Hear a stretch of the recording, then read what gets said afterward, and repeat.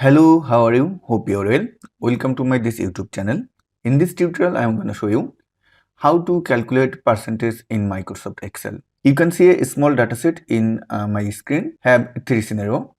Our first scenario is here have a target cell and we need to find out our achievement in this cell.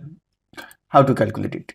First of all, in this purpose, I'll select this area. So when use any formula and function, 100% I have to call equal to sign. Without equal to sign, we are not using any formula and function. Okay. So first of all, call equal to sign, then call divided sign. Okay.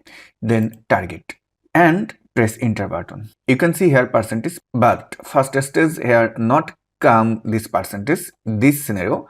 Here come to this scenario. If I click this option, this scenario, okay, you don't worry. When you get in this scenario, you click this cell and go to home menu and then go to number group and call this percentage icon. Scenario number 2, here our task is I have to achievement and target, but our need to find out cell value. In this purpose, call equal to sign, then call achievement and call multiply, then call target and press enter. Wow, we're getting our output. Scenario number 3, here I have to sell achievement and our need to find out target value. How to do getting the output?